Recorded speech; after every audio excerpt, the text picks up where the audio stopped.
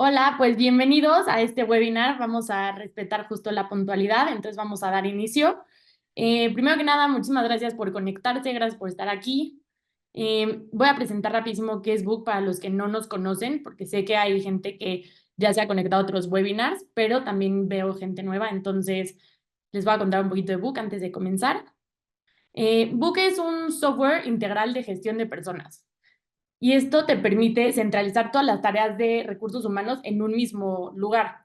Y esto ayuda a optimizar los tiempos de las tareas administrativas, ahorrar este tiempo y poder dedicarlo a crear lugares de trabajo mucho más felices.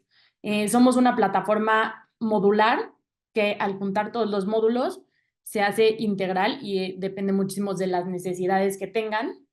Eh, y bueno, en Book nos interesa justo estar creando espacios de valor. Nos gusta siempre mantenernos informados, crear comunidad y justo de ahí nace la idea de este webinar. Y para que se enteren de todos nuestros eventos, webinars y estén al día, los invito a suscribirse al newsletter y ahí podrán estarse enterando justo como de todos estos espacios de valor y las coyunturas que estén pasando a nivel nacional, que es súper importante. Y justo por eso, hoy les quiero presentar a nuestro speaker, Carlos Castañeda, quien es director de análisis político en CIMAT Consultores. Nos va a estar hablando sobre las elecciones, cómo queda todo esta, las perspectivas que va a haber, cómo queda el panorama, perspectivas laborales que hay en la agenda. Es algo como súper importante hoy en día para saber qué es lo que viene, ¿no? Entonces, Carlos, muchísimas gracias por estar aquí. Gracias por el espacio y el micrófono es todo tuyo. Mil gracias por sumarte. No, pues muchísimas gracias por invitarme. Digamos, lo primero que me gustaría mencionar es un poco, creo que para todos es muy claro que fueron unos resultados hasta cierta medida sorpresivos. Había algunas otras expectativas respecto a lo que iba a suceder y creo que los números hoy están mostrando algunos datos eh, que para muchas personas no eran los que se esperaban. Particularmente hubo una discusión que a mí me gustaría mencionar, que es la de las encuestas, ¿no? Hubo mucha expectativa sobre si las encuestas traían datos exagerados, y si no estaban midiendo bien, si en algunos casos había problemas por temas de inseguridad en algunas regiones donde no les estaban permitiendo tener una encuesta correcta y demás. Y pues en general la mayoría de las encuestas atinó, por lo menos podemos decirlo así, en ganador, ¿no? Probablemente hubo márgenes que no fueron los más precisos. Por ejemplo, hay encuestas que dieron 10 puntos de ventaja a Claudia Sheinbaum y encuestas que daban 30 puntos de ventaja, que fue el resultado final. Pero entre ese 10 y ese 30, pues había distintas variaciones. Pero lo que era muy claro es que la mayoría de las encuestas daba una ventaja significativa a Claudia Sheinbaum y esto se confirmó. Entonces creo que esto es algo que vale la pena valorar, porque a pesar de las condiciones que sí existen y que sí reconocieron los encuestadores de la dificultad de encuestar, de las dificultades para tener una investigación correcta, los resultados fueron pues atinados en un porcentaje muy alto, ¿no? Entonces creo que este es un punto importante porque la herramienta de las encuestas sigue siendo una herramienta muy útil, no solamente para medir las preferencias electorales, sino para medir las preferencias en términos de productos, por ejemplo, en el términos de negocio, y para otra serie de investigaciones como las que hace el INEGI, por ejemplo. Entonces, el que las encuestas sean un mecanismo que la ciudadanía respeta y confía en él es muy importante, la verdad. Y creo que en ese sentido, el que sean confirmados los resultados, pues abona en fortalecer la credibilidad de los encuestadores. Bueno, ya entrando directo a los resultados electorales, prácticamente todos ustedes los conocen, así que no me tendré mucho, pero sí me gustaría dar algunos detalles que irán viendo. En el caso de Claudia Sheinbaum, estoy hablando sobre los datos que se dieron ese día, el mismo día, el domingo, que fueron los datos del conteo rápido. Creo que es muy importante explicar solamente rápido qué es el conteo. El conteo es una muestra que se hace con las actas, ¿no? El INE envía una serie digamos, de representantes del instituto para registrar lo que las actas dicen y a partir de ahí se hace una muestra y un equipo de matemáticos con algoritmos establece cuáles serán los resultados que se van a dar. Este resultado hasta ahorita ha tenido un nivel de, digamos, de identidad, por decirlo así, o de igualdad con respecto al PREP, es decir, no hubo fallas en cuanto a lo que fue el conteo rápido y lo que el PREP está reportando. ¿Cuál es la diferencia entre el PREP y el conteo rápido? Pues básicamente, mientras el conteo rápido es una muestra, digamos, es como una encuesta, pero no con personas, sino con actas, y esto es muy importante, son las actas que pusieron al final, después de que se contaron los votos, los representantes en cada una de las casillas. En el caso del PREP, el PREP ya no son actas, ya son bueno, son todas las actas, pero ya no es una muestra, ya es el total de las actas, ¿no? Entonces, no hay una diferencia significativa entre el conteo rápido y lo que el PREP reporta. Entonces, eso muestra otra vez que hay una similitud perfecta y en ese sentido, el Instituto Electoral funcionó como ha funcionado desde el año 2000 y incluso desde antes, yo diría, desde 1998, con una exactitud y una precisión bastante clara. Y creo que esto es importante porque en muchos casos ha habido sospechas y discusiones sobre si el conteo rápido tardó mucho en salir, sobre si el PREP no tiene los resultados que son precisos. Creo que todo nos confirma, y aquí estamos hablando de las encuestas de salida, estamos hablando de conteo rápido y estamos hablando PREP, que los resultados están, digamos, por decirlo así, coincidiendo en todos los casos. Claudio Sheinbaum en este conteo rápido estaría entre el 58% y el 60%, hablando de 35 millones de votos aproximadamente. El estimado final ya son 33 millones de votos. Y aquí es donde quizás hay la caída más interesante, porque Xóchitl en el estimado estaba entre 26 y 28 y se hablaba de 22 millones de votos, y en realidad Xóchitl solo llegó alrededor de 16 millones de votos. O sea, realmente de este estimado que traía el PREP es donde más baja, perdón, el que traía el conteo rápido, donde más baja y donde más débil se ve, digamos, el intento. Y creo que es interesante si lo comparan con las elecciones anteriores. Realmente, Xóchitl no alcanza la votación ni siquiera que tuvieron Mid y Anaya sumados. Si sumamos esa votación, ellos darían alrededor de 21 millones de votos y Xóchitl no llegó ni siquiera a los 21 millones de votos, o sea, no logró ese estimado. Y la sorpresa, me parece, en la elección presidencial, pues es Maynes, porque Maynes empieza prácticamente de un punto, bueno, empieza del 6% de reconocimiento a nivel nacional, que como ustedes saben es pues lo más importante para un candidato, que la gente sepa quién es y lo conozca.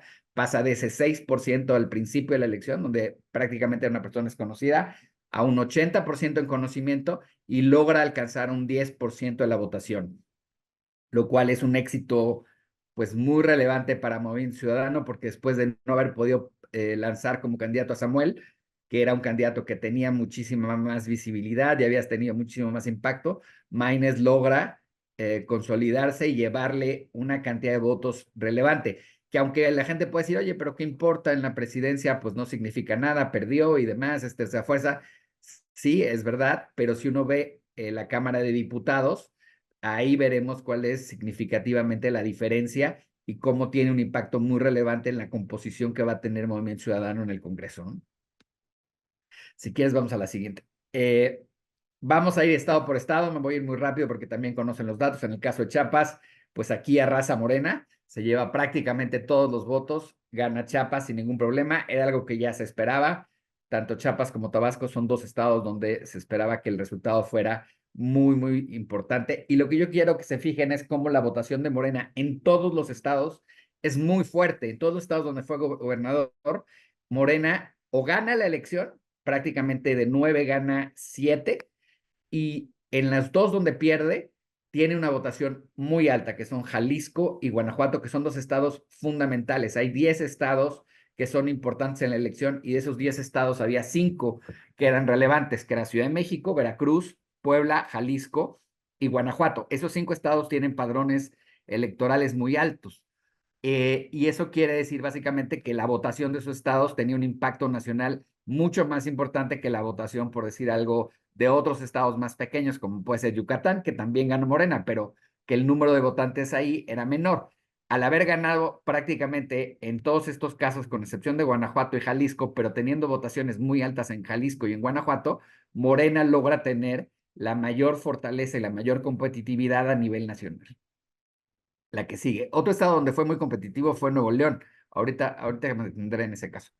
La Ciudad de México también quizás fue una sorpresa, porque aquí había muchas expectativas de que con un incremento en la votación, con el efecto del 2021, la ciudadanía podría llevar a la oposición a un cambio y a una alternancia. Y sin embargo, aquí hubo un 70% de participación, y quiero que esto lo recuerden, porque en la elección nacional solo hubo un 60% de participación, una diferencia de 10 puntos. Y sin embargo, en la Ciudad de México, el candidato ganador fue de Morena, ¿no? Entonces, o sea, no cambió el resultado, el incremento en la participación. Y a pesar de que muchos de ustedes vieron seguramente llenas las casillas, la verdad es que a la hora que se hizo el conteo, pues la ventaja de Clara Brugada fue muy alta. Y aquí esto tiene mucho que ver por de dónde viene la votación. Creo que una de las cosas que no se explicaba claramente es que no solamente era importante que se incrementara la votación, es decir, que hubiera un mayor índice de participación, sino de dónde venía ese índice de participación. Y en la Ciudad de México es muy claro. Si ese incremento en el índice de participación viene de Iztapalapa y Gustavo Amadero, es muy probable que gane Morena. Y si en cambio ahí disminuye la participación, entonces es muy probable que gane la oposición. Y lo que todavía tendremos que ver con más detalle y verlo más finamente es exactamente cómo estuvo la votación. Pero lo que es un hecho es que la coalición opositora perdió delegaciones. Hubo algunas que ganó sorpresivamente como Cuauhtémoc, que no se esperaba que ganara Cuauhtémoc, pero perdió prácticamente la mayoría, no prácticamente, perdió la mayoría de las delegaciones de la Ciudad de México, lo que no había sucedido en el 21, donde ganó la mitad. Eh, Ahora ya no pudo retener a Álvaro Obregón y algunas otras de las que tenía en la elección pasada. Si quieren, vamos a la siguiente. Bueno, aquí se puede ver, ¿no? Álvaro Obregón lo ganan Azcapotzalco, solo pierden Benito Juárez, Coyoacán lo gana la oposición, Coajimalpa lo va a ganar también el PAN, PRI, PRD, Cuauhtémoc lo van a ganar ellos, pero ganan Gustavo Madero, ganan Iztacalco, ganan Iztapalapa, que son zonas muy importantes en términos de población. Magdalena Contreras, Miguel Hidalgo la pierden, ganan Milpalta, ganan Tláhuac, ganan Tlalpan, ganan también Venustiano Carranza y ganan Xochimilco. La que sigue. En el caso de Guanajuato, aquí sí se impuso el PAN, pero se impuso con dificultades. Gana con 10 puntos la elección estatal, y creo que es un dato bastante importante, pero es un estado muy, muy panista históricamente. Y sin embargo, si te metes a hacer el análisis de los municipios y de y de los distritos, aquí el caso es distinto. Aquí Morena incrementa su votación de manera muy significativa a nivel municipal y gana municipios importantes, y también incrementa su votación a nivel distrital. Eh, y creo que esta es una de las cosas que hay que fijarse en el caso de Morena. Como Morena, incluso en estados donde pierde, tiene muchísimos votos. Y esto explica en gran medida ese incremento de la votación nacional que la lleva a tener los 33 millones de votos al final. La que sigue. Jalisco, aquí también pierde Morena y gana Movimiento Ciudadano, retiene dos. Bueno, Nuevo León ya lo tenía y no estaba en la elección, no se estaba compitiendo a gobernador, pero Movimiento Ciudadano le da esta fuerza de tener dos de los estados más importantes económicamente. Tiene Nuevo León y tiene Jalisco, que son estados súper importantes a nivel nacional por el PIB que tienen, por el desarrollo económico que tienen, por las ciudades que tienen, y esto le da muchísima fuerza al partido, a pesar de no tener una representación nacional tan significativa, porque es un partido en ese sentido pequeño, pero los estados que gobierna son estados muy importantes y le dan mucho peso a nivel nacional y a las negociaciones que puede tener con el gobierno federal y con el partido, digamos, hegemónico. Entonces, aquí también la Morena incrementa su votación y es muy competitivo. Prácticamente la elección pudo haberse empatado en un cierto momento y casi alcanza a Movimiento Ciudadano. Entonces, sí es un avance muy importante de Morena en un estado donde también Movimiento Ciudadano controlaba totalmente todavía en la elección pasada. La que sigue. Morelos pasa un poco lo mismo. Aquí había una expectativa muy grande de que la oposición tuviera un mejor resultado y al final ganan Morenas prácticamente sin ningún problema, con una votación muy alta, a pesar, digamos, incluso de la gobierno de Cuauhtémoc Blanco, que hace un gobierno muy cuestionado. Y acá habrá que ver qué hace la gobernadora con Cuauhtémoc Blanco en particular, ¿no? La que sí, si quieres.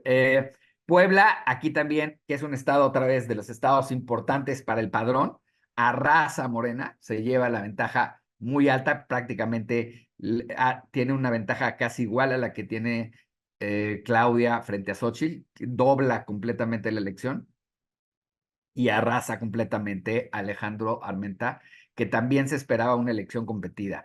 Entonces, si se fijan, la oposición en ninguno de los estados logra alcanzar a ser competitivo. Y vamos a llegar a uno donde la sorpresa verdaderamente ya es mayúscula. La que sigue. Tabasco, bueno, aquí ni me detengo, ganaron completamente, se lo llevaron de calle. Esto ya había sucedido en 2018, solamente se repitió con un poco más de votos, pero por obvias razones Tabasco pues estaba totalmente volcado al obradorismo. La que sigue. Veracruz, aquí sí creo que veo otra sorpresa, sobre todo por el margen y la ventaja. Se esperaba una elección cerrada, se esperaba que Yunes fuera muy competitivo. En mucho tiempo se habló de que Yunes ya iba a la cabeza y al final pues resultó que quedó muy abajo, realmente, casi 20 puntos abajo eh, de la candidata Rocío Nale, que fue sometida durante toda la campaña a un cuestionamiento por corrupción muy fuerte, que pues como vemos no tuvo ningún impacto en modificar las preferencias electorales de los ciudadanos. Y la que sigue creo que es la sorpresa más grande, que es Yucatán. Yucatán es un estado que se habían alternado el PRI y el PAN, donde el PAN había tenido mucho éxito. El gobernador anterior, Vila, era el gobernador mejor calificado. El alcalde, el propio Renán, que era el candidato a gobernador, había tenido un gran éxito en la ciudad de Mérida. Se veía como una elección prácticamente de trámite para el PAN. No había ni siquiera focos rojos en esta elección, todo el mundo lo veía como un escenario donde el PAN iba a ratificar su triunfo como lo iba a hacer en Guanajuato, y sin embargo aquí pierden.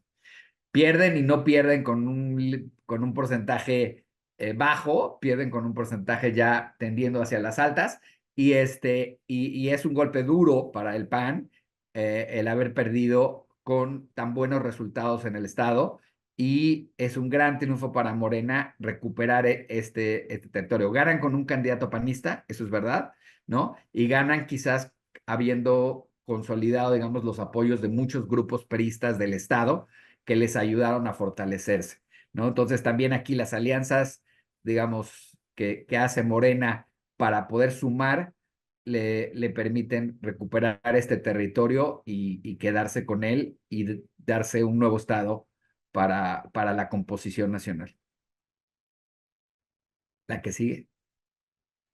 Bueno, Monterrey, aquí pues hubo quien pensó que Mariana podría remontar. La verdad es que al final es uno de los triunfos importantes que tiene la alianza opositora, llevarse la ciudad de Monterrey, porque se esperaba que aquí Mariana tuviera un mayor impacto. La verdad es que no lo tuvo. Y también ganaron el Congreso de manera importante, lo cual va a complicarle mucho a Samuel su gobierno en los próximos años, ¿no? El Congreso local, me refiero. Ahora vamos al índice de participación. Aquí yo ya les había señalado un poco la diferencia con la Ciudad de México. El índice de participación en los años anteriores. Si quieres, pon la siguiente. Vean un poco cómo fue la participación en 2012. Fueron 63%, 50 millones de mexicanos. En 2018 fue 63%. Se vuelve a repetir el índice de participación. 56 millones. Cambia el número de millones por, obviamente, el incremento en el padrón. El incremento de mexicanos que en esos 6 años, y hacia 2024 disminuye el índice de participación, se va a los 60%, y el porcentaje perdón, los millones de mexicanos son 58 millones, casi 59 millones de mexicanos los que salen a votar, y de aquí Morena se lleva alrededor de 33 millones de votos. Entonces, prácticamente se lleva un poco más de la mitad de la elección, y consolida, digamos, su fuerza y su hegemonía nacional. Y donde más se va a reflejar esto es en el siguiente dato que les voy a presentar, que tiene que ver con la configuración del poder político en México. Y empieza con los gobernadores, como ya lo habíamos visto, pero donde se ve reflejado con mayor fuerza es en el Congreso, ¿no? Si quieres por la otra. Aquí se ve el Congreso como se estima que podría quedar. Aquí es donde hay más discusión. Estos datos todavía no los vean como datos confirmados. Había quien planteó en un primer corte que Morena podría alcanzar la mayoría calificada tanto en Cámara de Diputados como en Cámara de Senadores. Hoy ya sabemos claramente que Cámara de Senadores no tiene mayoría calificada, ni siquiera sumando a las tres fuerzas. O sea, no la tiene solo y no la va a tener sumando al PT y al Verde. Entonces, en Cámara de Senadores habrá un candado, digamos, a las iniciativas de Morena, y podrán detenerse algunas de las iniciativas que Morena ha propuesto, como puede ser la del Poder Judicial, la reforma al Poder Judicial. En la Cámara de Diputados hay una discusión en este momento que yo les recomendaría que revisaran y que estuvieran atentos a ella, que es la de la cláusula sobre representación, porque Morena está sobre representado en el Congreso y es necesario ajustar esa sobrerepresentación del 8%, que es una regla que se hizo en la época del PRI, cuando el PRI evidentemente ganaba todas las elecciones y entonces siempre quedaba sobrerepresentado, y eso hacía que tuviera muchísimo más asientos o curules en el Congreso, y entonces para evitar que tuviera esa mayoría artificial con los plurinominales, se le recortaban esos plurinominales y se le daban, digamos, a los demás partidos, se repartían entre los demás partidos. Entonces, esto puede lograr que en alguna medida se contenga la mayoría calificada en la Cámara de Diputados, lo cual creo que para todos sería muy útil porque permitiría una división de poderes más eficaz. Este dato todavía no está confirmado, quiero insistir en ello, lo vamos a saber en estos días cuando tengamos el cómputo final. Recuerden que el cómputo empezó el 5, que es hoy, si no me falla la memoria. Hoy empieza el cómputo ya de las actas, y hay dos procesos que van a estar en marcha, que creo que también es muy importante que ustedes sepan, que son dos procedimientos que son totalmente de la normalidad democrática, y creo que esto es importante que lo conozcan porque no estamos viviendo una situación excepcional por los resultados que se dieron. A pesar de lo que ha planteado Xóchitl, de que es necesario impugnar la elección, de que hay una elección de Estado, en fin, de los cuestionamientos que ha habido sobre fraude y todo esto, el procedimiento normal es: hoy inician los cómputos, eso quiere decir que se van a revisar todas las actas y se van a evaluar las actas ya en cada uno de los lo que se llaman cómputos distritales. En 300 distritos se van a revisar esos resultados y se van a ver que coincidan con los del PREP y que estén bien. Y luego se pueden abrir paquetes, es decir, que esos paquetes donde están los votos se vuelvan a reabrir y se vuelvan a contar para ver que la contabilidad de los votos sea la que está en las actas y que entonces nadie se equivocó respecto a los números que estén ahí. Históricamente nunca ha habido cambios importantes en esos conteos cuando se han hecho esas revisiones. En 2018, para que se den una idea, hubo una contabilidad de esos votos, también la hubo en 2012, evidentemente en 2006 también hubo una parte en la que se contabilizaron esos votos, porque ahí la diferencia sí era de 0.5%, eran 300,000 votos, y cuando se empezó a hacer esa contabilidad, incluso el resultado empezó a aumentar a favor de Felipe Calderón, no a favor de Andrés Manuel, y ahí se paró ya prácticamente cuando se confirmó que el resultado era favorable para Felipe Calderón. En este caso se va a hacer una apertura de paquetes, ya se acordó, es una cosa que acordó la coalición opositora con el INE, y se va a hacer una contabilidad de paquetes para tratar de transparentar todo lo que es posible en términos de la ley, la elección, y que no haya ninguna sombra en el resultado. Pero lo que quiero insistir, esta esta contabilidad de los votos y de los paquetes no es extraordinaria, no es por los cuestionamientos, es simple y sencillamente porque es un procedimiento ordinario. Es algo que se suele hacer, es algo que está contemplado en la ley y es algo que pueden solicitar los partidos si ellos consideran que debe hacerse. No es porque haya una sombra sobre el proceso ni porque se haya generado esta serie de terrores y temores de que hubo, digo, lo menciono porque lo he leído, ¿no? Que hubo una especie de fraude cibernético y que se duplicaron las actas y que se utilizó una fotocopiadora especial para que las actas de Tabasco fueran las del Estado de México, en fin, una serie de cosas que solamente de leerlas resultan muy descabelladas. Creo que los resultados fueron muy contundentes, coinciden con todas las mediciones que podamos establecer. Estaban en las encuestas de salida, estaban en las encuestas previas, estaban en el conteo rápido, estaban en el PREP y seguramente coincidirán con los conteos distritales. Y viendo que todo esto es igual, pues la verdad es que resulta difícil ver que haya cambios significativos cuando la diferencia entre el primero y el segundo es tan grande. La que sigue. Bueno, la agenda nacional. Voy a plantearles una agenda nacional en tres grandes temas y luego me iré como con una especie de zoom a profundizar sobre ellos. Los tres grandes temas nacionales, si quieres pásalo rápido para que se vea todo, son Estado de Derecho, recursos sostenibles y desigualdad. Nosotros pensamos que estos tres temas son tres temas de largo plazo. Es tres temas que no va a resolver la próxima administración y probablemente tampoco la siguiente, pero sí deberían de ser los grandes ejes de este país. Y si quisiéramos llevar hacia algún lugar, digamos, los cambios que necesita este país, deberíamos concentrarnos en esto. Cuando hablamos de Estado de Derecho, vamos desde el tema de certidumbre jurídica para el sector empresarial y para la sociedad, es decir, que las reglas sean claras, que no cambien constantemente, ¿no? Sino que podamos tener estabilidad en nuestra regulación para que pueda haber también estabilidad, por ejemplo, para las inversiones, al saber cuáles son las reglas con las que van a jugar. Esto es como en un partido de fútbol, para ponerlo muy sencillo. Entonces, la certidumbre jurídica es como eso. No pueden estar cambiando las reglas en un partido, porque si empiezan a cambiar las reglas en un partido y un penalti es una falta a la mitad de la cancha y luego adentro de la cancha y luego es cuando metes una mano, pero también cuando metes una cabecita, pues entonces no sabes qué estás jugando.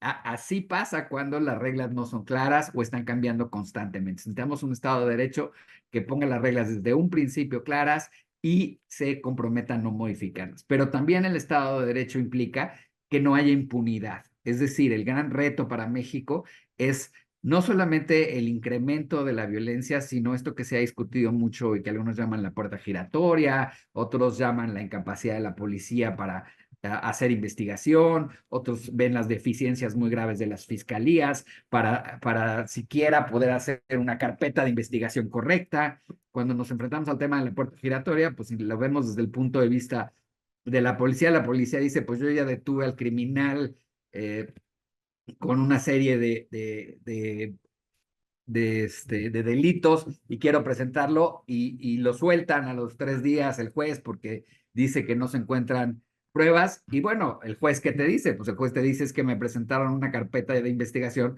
pésimamente hecha donde no hay investigación, donde no están presentados los mínimos datos e informaciones y yo con eso no puedo meter a la cárcel a este señor. Entonces, aquí hay un problema grave, ¿no? De Estado de Derecho. Todo esto tiene que ver con el Estado de Derecho, con tener un ministerio público que funcione, que realmente pueda investigar, que realmente pueda presentar una investigación real. En México prácticamente los pocos delitos que se condenan son los que fueron captados infraganti, es decir, te detuve cuando acababas de disparar literalmente. Si no fue así, pues no hay una investigación posible para poder demostrar tu culpabilidad y entonces tarde o temprano, si tienes los recursos, un amparo, te va a liberar de la prisión. Entonces, el Estado de Derecho es el reto más importante y va de la seguridad a la certidumbre para la inversión y la llegada de inversión a México y que puedan saber cuáles son las reglas. El segundo son los recursos sostenibles. Aquí tenemos problemas muy importantes en agua, en gas.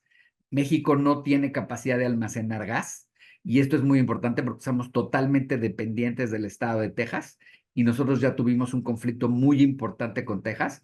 Todo el gas que se utiliza para las empresas en el norte de México y para la producción de electricidad viene de Texas. Y en el caso de que Texas tuviera simplemente una crisis climática como la que ya tuvo en algún momento y se congelaran los gasoductos, pues ya pasó, no tuvimos gas.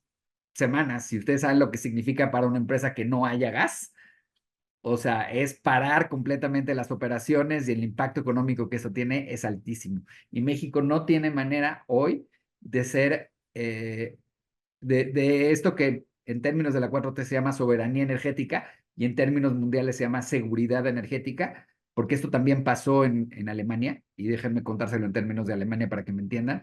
Alemania tiene un gasoducto muy importante que tardó mucho tiempo en desarrollar con Rusia y ese gasoducto le iba a permitir recibir gas directamente de Rusia para poder equilibrar la energía que tenía y que recibía de fuentes limpias, digamos, lo que es la fuente solar y la fuente eólica. Y entonces para poder equilibrar que también tuviera energía de gas que no puede producir ellos y que no pueden traer de otros lugares, hicieron un gasoducto hasta Rusia. ¿Y qué pasó? Que un día hubo una guerra con Ucrania, entraron en un conflicto con Rusia y dejaron de comprarle a Rusia. ¿Y cuál fue el siguiente problema? Pues no tenían gas. Y entonces tuvieron que empezar a comprar gas de otros lugares y a traerlo en barco y se complicó muchísimo la situación para Alemania por esa falta de abastecimiento de gas, que lo que implicaba es que no tenían seguridad energética. Y entonces empezaron a buscar nuevas opciones para la producción de energía. Entonces, este es un reto súper importante, el tema del gas. Lo mismo va a ser con el tema del petróleo, que ya lo hemos visto y las dificultades que tiene en términos de todavía la de las refinerías, que todavía son un tema importante en la medida que hay todavía una gran cantidad de autos. Y el otro tema importante va a ser el agua.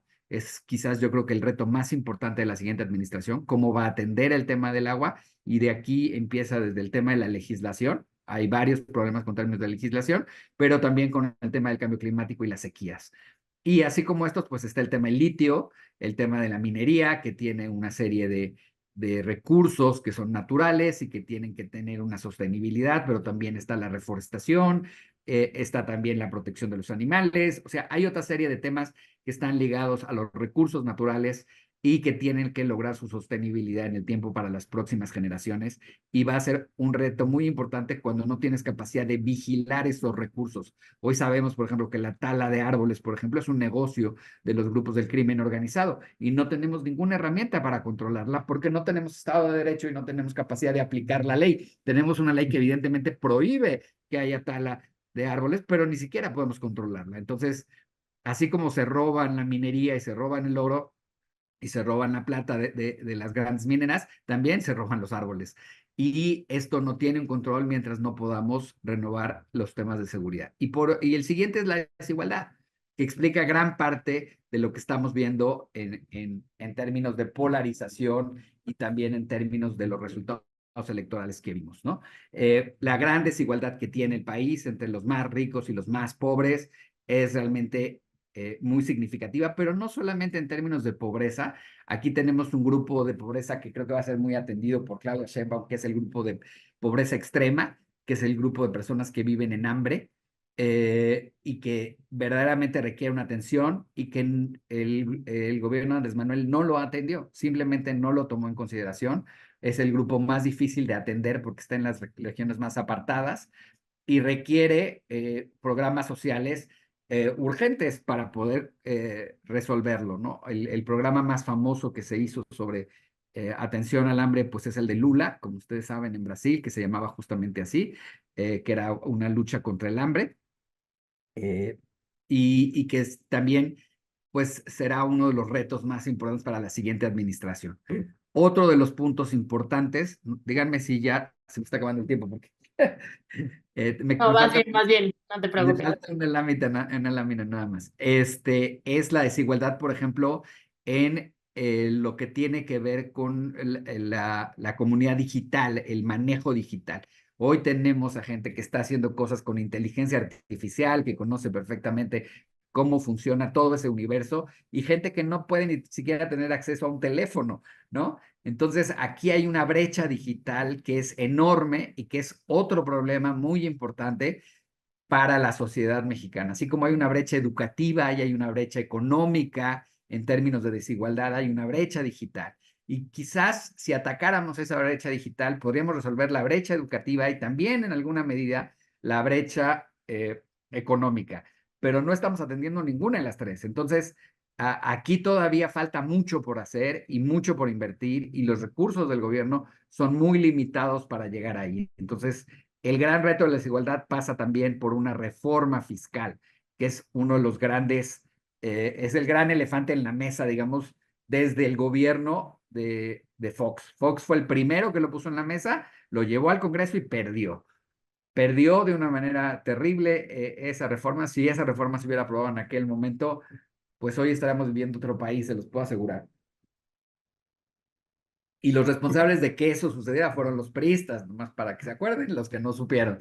Eh, entonces, hoy, el no haber hecho esa reforma fiscal en aquel momento, que era una reforma fiscal progresiva y que hubiera ayudado muchísimo a tener más recursos del Estado y poder y tener mayor inversión en educación, en salud, en fin, en temas que son prioritarios, hoy nos obliga a tener una reforma fiscal urgente que no sé si esta administración va a atreverse. Hasta ahora ha dicho que no la va a hacer, pero bueno, la presión de las finanzas públicas es muy grande, ¿no? Tienen un boquete de deuda muy importante y necesitan recursos si quieren seguir con sus proyectos como hasta ahora. Y el reto, digamos, de que corona todo esto y que es como el que junta a los tres en uno solo, es el TEMEC. No sé si ustedes saben, pero el año que viene empieza la renegociación del Tratado de Libre Comercio con los Estados Unidos y vamos a tener que llegar a una revisión muy fuerte y no sabemos ni siquiera quién va a ser presidente en Estados Unidos. No es lo mismo negociar el Tratado de Libre Comercio con o el TMEC con Trump que con Biden. Vamos a ver qué escenario vamos a tener. Y yo creo que la decisión más importante política de este año para México o en México incluso, no es quién ganó la presidencia, no es quién ganó el Congreso, sino quién va a ganar en Estados Unidos. O sea, no nos hemos dado cuenta qué tan importante es eso en términos de problemas migratorios, en problemas que tienen que ver con narcotráfico, en problemas que tienen que ver con agua, en problemas que tienen que ver con sostenibilidad, en problemas que tienen que ver con energía, en problemas que tienen que ver con campo, o sea, en problemas que tienen que ver con comercio exterior. O sea, hay una serie de agendas internacionales y por decirlo así, globales que pasan por el Tratado de Libre Comercio, que se van a abrir el año que viene y que pueden ser contraproducentes para México, porque hoy tenemos el equipo menos especializado en tratados de libre comercio que ha tenido México en su historia. Si una cosa tenía México como éxito, digamos, en su historia política, eran los técnicos que tenían dedicados, y por técnicos me refiero a especialistas en tratados de libre comercio. México era uno de los países del mundo que más tratados de libre comercio había negociado y por lo tanto su equipo de negociadores era uno de los más conocedores del mundo. Hoy ya no existe ninguno de ellos en un cargo oficial. Todos fueron despedidos, salieron, se fueron a otra parte, ninguno se quedó en la Secretaría de Economía y no tenemos ese equipo. Y todos los asesores y equipo va a llegar nuevo a negociar un tratado en unas condiciones que van a ser muy difíciles y con dos equipos que van a estar pues mucho más preparados como es el de Canadá y el de Estados Unidos. Y vamos a ver cómo es esa negociación. Vamos a ver qué va a presentar, ¿no? Bueno, si quieres la que sigue. Y rápidamente ya la agenda, como en el Zoom, mucho más especializada. Eh, ¿Cuáles son los cambios que ya están puestos en la mesa? Todos estos temas están puestos en el Congreso. No son ideas que podrían llegar, que han planteado en un discurso, que han dicho en una conferencia, no, o en una entrevista, no. Todos estos temas tienen una iniciativa puesta en el Congreso de la Unión. Algunas son solamente propuestas, es decir, es solo una iniciativa que está todavía, por decirlo así, congelada. Otras están en comisiones y otras más podrían pasar ya, si las comisiones lo aprueban, podrían pasar directamente a pleno. Está la reforma del Poder Judicial, que el presidente ya dijo que quiere moverla a partir de septiembre y que implicaría cambios en mi opinión, modificaría la idea de la República Mexicana. O sea, tenemos una visión de lo que es México y su república y cómo funcionan sus equilibrios de poderes. Esta reforma lo modifica completamente. Y es un cambio en la estructura de poder de México muy radical. En mi opinión, este es el cambio más grave que podría tener. Así como el tema más delicado que tenemos es el agua, porque es un tema de sostenibilidad, es fundamental y el agua es uno de los recursos más importantes. El tema del Poder Judicial, a mí me parece que es el tema político más importante del próximo sexenio. ¿Cómo se va a resolver? La reforma política implica muchos cambios, pero particularmente la reducción del INE, la reducción de los recursos, la reducción de sus capacidades operativas y la desaparición de los plurinominales. Que esto, si lo vemos ahorita como está, si la elección en México hubiera sido, esta elección hubiera sido sin plurinominales, Morena tendría cerca del 80% del Congreso, para que se den una idea de lo que significa no tener plurinominales. Hay gente que no entiende el valor de los plurinominales, pero el valor de los plurinominales es reflejar justamente la pluralidad, por eso se llaman así, la pluralidad del país. Es decir, que tú votaste por otra fuerza política y que esa fuerza política tiene que tener una representación, porque, por ejemplo, en el caso del Senado es muy fácil verlo, porque hay una primera fuerza que gana y una segunda fuerza que tiene representación. Si desaparecieran los plurinominales, solo habría la primera fuerza y no habría esa segunda fuerza. Es decir, yo voté por la oposición, pues no, la oposición no va a tener un asiento. Aquí, en cambio, sí llegaría a tener un asiento en el Senado y ese sería el cambio significativo. La desaparición de los órganos constitucionales es un tema muy delicado. Yo creo que este es uno de los más difíciles que se apruebe porque los órganos constitucionales autónomos están dentro del tratado comercial. En todos los tratados comerciales se requieren estos órganos constitucionales autónomos. No es un requerimiento solamente del país o una necesidad que se desarrolló a partir de una demanda nacional. No, es una demanda internacional que se exige para que haya un Estado de Derecho confiable. Entonces, me parece difícil desaparecer los órganos constitucionales sin entrar en problemas que involucraría a los paneles internacionales vinculados a los tratados de libre comercio. En condiciones laborales, bueno, ya escuchamos a la candidata hablar de que va a mantener los incrementos al salario mínimo por encima de la inflación, como una dinámica que se irá actualizando y dependiendo de lo que sea la inflación, pues iremos viendo cómo se dan esos incrementos. Sabemos perfectamente que en este sexenio se incrementó 100% el salario mínimo, entonces, pues son proporciones muy altas, sobre todo si lo vemos desde el punto de vista de las pequeñas, las micro y las medianas empresas. Para las grandes empresas probablemente no sea un tema porque no están hablando de salarios mínimos, pero cuando nos vamos al 90% de las empresas que son micro, pequeñas o medianas, entonces el problema es distinto. La reducción de la jornada laboral es otro de los temas que está en la mesa y aquí lo más importante es que Movimiento Ciudadano coincide con esa reducción, que sería ir a las 40 horas, de las 48 a las 40, que sería básicamente el sábado. Y el llegar a esa reducción laboral tendría un impacto económico muy fuerte porque los que trabajen esas otras 8 horas tendrían que tener un sobresueldo como sucede. Y este impacto otra vez para las empresas pequeñas sería muy fuerte. El seguro de desempleo es otro de los temas que se ha estado discutiendo. Los permisos de paternidad, incrementarlos para que los padres tengan más tiempo. El tema de los salarios vencidos, que elimina los plazos de 12 meses y permitiría que hubiera un reclamo de salarios vencidos a mayor término. La reforma al Infonavit, que permitiría al Infonavit construir con los recursos que tiene dentro de sus afores.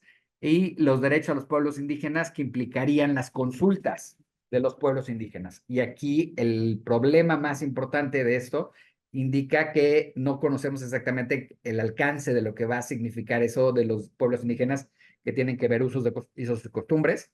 Por decirles algo, algunas de las casillas que se retiraron fueron las que tenían que ver con usos y costumbres.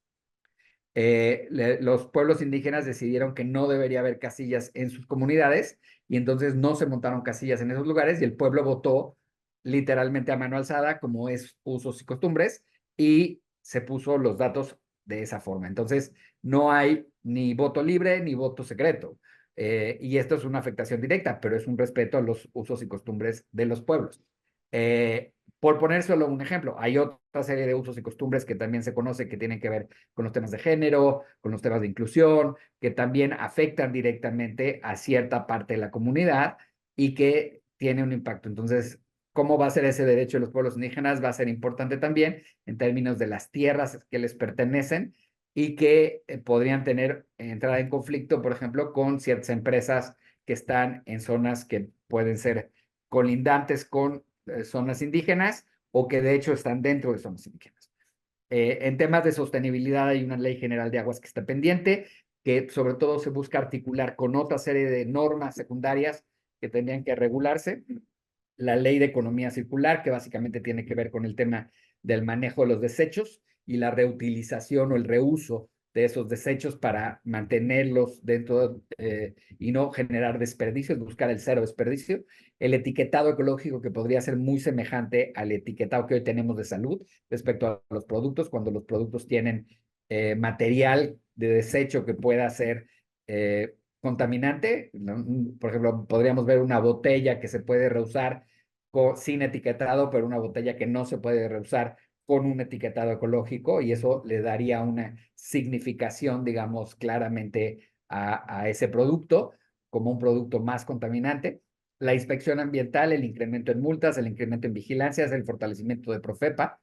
Hay una ley particularmente sobre protección y cuidado de animales que está muy enfocada a los temas que tienen que ver, por ejemplo, con los toros, con los gallos, con este tipo de prácticas que han sido muy cuestionadas, pero también tienen que ver con el manejo de algo que se conoce como bienestar animal, cuáles son las condiciones en las que se encuentran los animales en las granjas productoras, ¿no? Ya sea de leche, ya sea carne, ya sea huevo, ¿no? ¿Cuáles son esas condiciones y cómo se pueden hacer esas mejoras y la inversión que tendrían que hacer las empresas para mejorar esas condiciones? Hay una prohibición del maíz transgénico. Este es un conflicto directo con el Tratado de Libre Comercio, porque prácticamente todo el maíz que importamos de los Estados Unidos es transgénico. Estados Unidos lleva comiendo maíz transgénico durante más de 30 años, probablemente como 50, y México también. Y prácticamente todo el alimento que comen nuestros animales y que es el que después nos comemos cuando nos comemos los animales es transgénico. Entonces, aun cuando no lo comamos nosotros en las tortillas y en otros productos, todo el producto que nosotros importamos, por ejemplo, cereales y demás, tiene transgénico, tanto en maíz como en el caso del trigo. Por ejemplo, es interesante cómo esto está muy enfocado en el maíz, pero el trigo también es transgénico. Entonces, ese dato es interesante. Aquí particularmente es el maíz, porque el maíz tiene un valor cultural muy importante para mí. En términos de desarrollo, pues está la prohibición de fules. Los fules son los camiones doble remolque, que ustedes saben que han tenido muchos accidentes y hay un intento de prohibir que existan los camiones de doble remolque, que esto tendría un impacto en la logística de la movilidad de los productos en México. No les digo grave, terrible, terrible, porque México no tiene una red de trenes lo suficientemente amplia y eficiente como para sustituir a los fules. Y esto tendría un impacto en el abasto de productos. O sea, sería gravísimo que se prohibieran los fules. Se pueden hacer muchas otras reglas respecto a la velocidad, respecto a la capacitación, respecto al control de los camiones, pero desaparecerlos sería prácticamente imposible. Entonces, este tema se ha contenido durante mucho tiempo, pero es una cosa que cada vez que hay un accidente, por lo aparatoso que son esos accidentes, pues evidentemente reaparece. Hay una ley sobre minerales estratégicos donde está pues particularmente el litio, y el control de esos minerales estratégicos por el Estado, la prohibición de la minería en áreas naturales, que también va a entrar en un conflicto muy importante porque hay muchas zonas mineras que están dentro de áreas naturales, y entonces aquí hay un tema de sostenibilidad que es muy relevante. La reforma energética, que como ustedes saben significa el control de CFE y de Pemex, y cómo ellos tengan, digamos, una mayor presencia y una mayor fortaleza frente a las empresas privadas. Y aquí va a ser muy importante cuál va a ser la relación en el caso de gas, electricidad y petróleo con las privadas, y va a haber un cambio en esa posición respecto a lo que el presidente Andrés Manuel mantuvo. Y por otro lado, la promoción de energías limpias, si va a haber un incremento en las energías limpias, a qué ritmo, ¿no? Y cuáles y dónde, en qué condiciones y si va a haber participación privada o no en eso. Y en términos de seguridad, hay muchas iniciativas que están en el camino, pero hay tres que quiero destacar. La Ley General de Extorsión, que lo que quiere decir es unificar todos los códigos estatales para que hubiera un solo código sobre el tema de extorsión y poder tener una regulación mucho más eficiente a la hora de controlar este tema que se disparó de una manera muy importante durante esta administración y la anterior. La adscripción de la Guardia Nacional a la Sedena, que sabemos que es un tema pendiente y que seguramente se aprobará en septiembre, que es la llegada de la Guardia Nacional a estar bajo el control de la Sedena, y la prisión preventiva oficiosa, que quizás sea uno de los casos más perniciosos que hayamos visto, que es básicamente la detención de alguien sobre ciertos, a partir de ciertos delitos, y sin necesidad de que haya ni juicios, ni pruebas, ni evidencia, sino simplemente una denuncia, y que crea verdaderamente un sistema de una injusticia muy fuerte, porque podría haber muchos casos aquí donde bastaría la simple señalamiento para que una persona pudiera estar detenida. Y hemos visto muchos de estos casos en términos, por ejemplo, de venganzas políticas, de detenciones arbitrarias, de temas de presión política, por ejemplo, los temas que tienen que ver con particularmente el pago de impuestos, en fin, donde la prisión preventiva oficiosa tendría un impacto y en acusaciones que no están totalmente probadas, ¿no? Entonces es un tema muy delicado y donde en caso de aprobarse, tendría un impacto muy grande en la modificación de lo que serían los delitos en México. Pues creo que hasta aquí. Muchas gracias. Ya se los dejo aquí porque creo que ya me pasé. No sé si tienen preguntas. Está perfecto. Justo tenemos una pregunta en el chat de María que dice, ahora en esta nueva administración se dará continuidad a las propuestas de reformas que actualmente están pendientes o por el cambio de presidente, senadores, diputados se desechan y se tienen que proponer nuevamente. Pues mira, lo primero que dijo el presidente ya en cuanto ganó, creo que fue el primer día después de que ganó, es que iba a presentar la iniciativa del Poder Judicial. Así me dirá si se van a echar para atrás.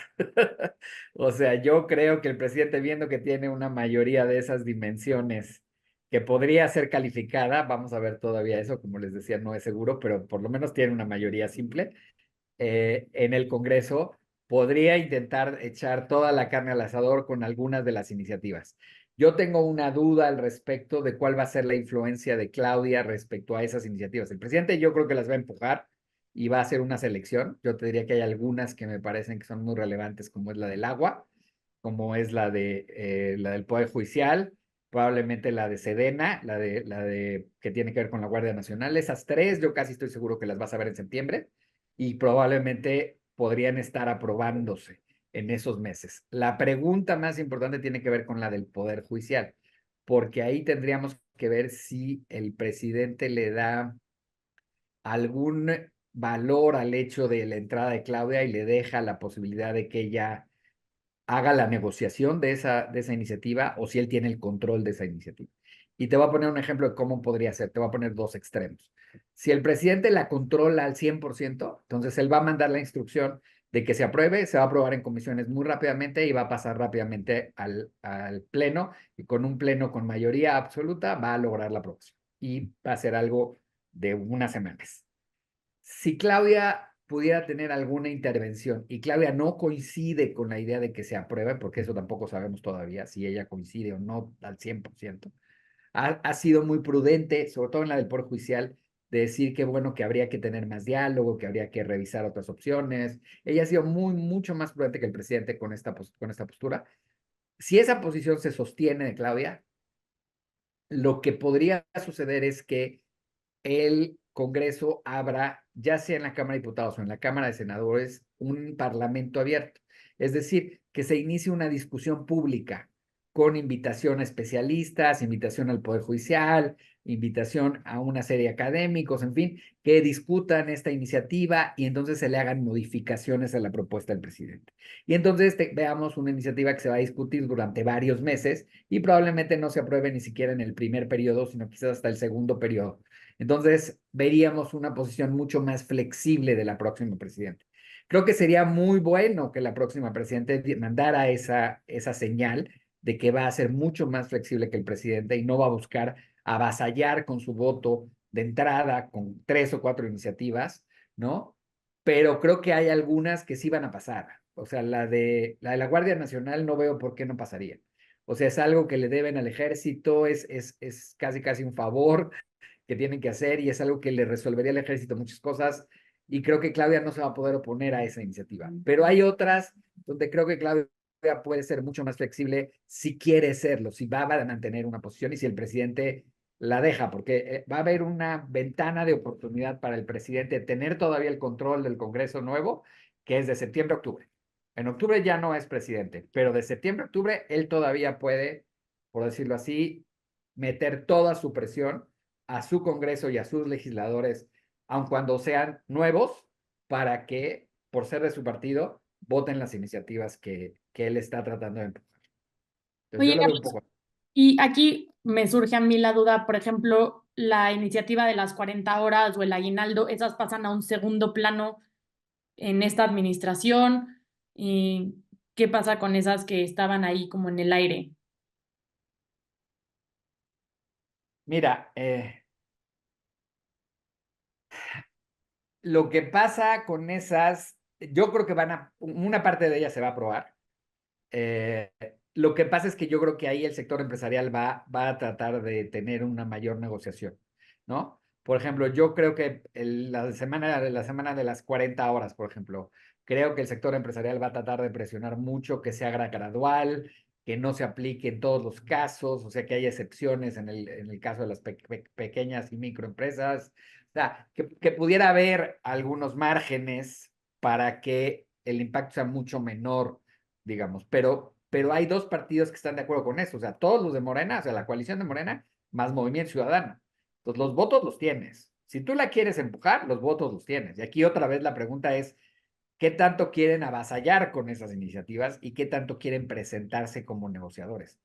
Mi intuición sería que la nueva presidencia tendría que atender hacia ser más negociadora, porque el presidente Andrés Manuel fue lo que no fue, ¿no? O sea, él prácticamente, con excepción quizás del primer año, no tuvo ya ninguna carta de negociación. Pero bueno, lo vamos a saber muy pronto. Lo vamos a saber muy pronto incluso con las nominaciones de su gabinete. Por ejemplo, ¿quién va a ser la secretaria del trabajo? ¿No? Desde ahí vamos a saber si queda alcalde, por ejemplo, pues ya sabemos la posición de alcalde a favor o de este tipo de iniciativas, ¿no?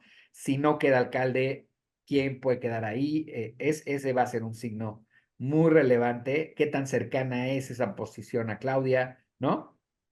Y cómo se va llevando a cabo. Entonces, yo creo que vamos a ir conociendo eso una vez que se conozca el gabinete y una vez que se empiecen a presentar las iniciativas en septiembre. Muchísimas gracias, Carlos. No sé si alguien más tenga alguna pregunta aquí en el chat porque ya se nos está acabando el tiempo, pero creo que tenemos para una pregunta más y si no, justo, ahí hay. ¿Las empresas mexicanas están listas para afrontar los retos laborales? Nos pregunta Isra. Pues mira, hubo varias discusiones, yo te diría, sobre el tema del salario mínimo y la inflación, por ejemplo, ¿no? Y fue un hecho que sí pudieron, ¿no?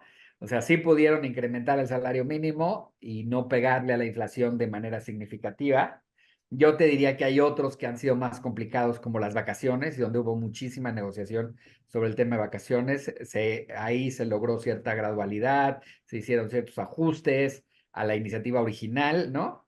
Gracias a los planteamientos que hizo el sector empresarial, y eso permitió que la iniciativa no se aprobara como estaba originalmente.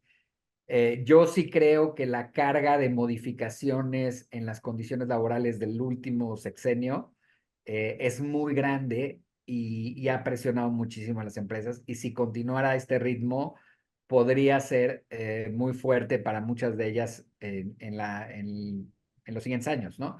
Entonces, creo que eso es parte de lo que tienen que evaluar los organismos, porque sí creo que sobre todo a las microempresas, estos cambios pueden tener un peso muy fuerte, ¿no?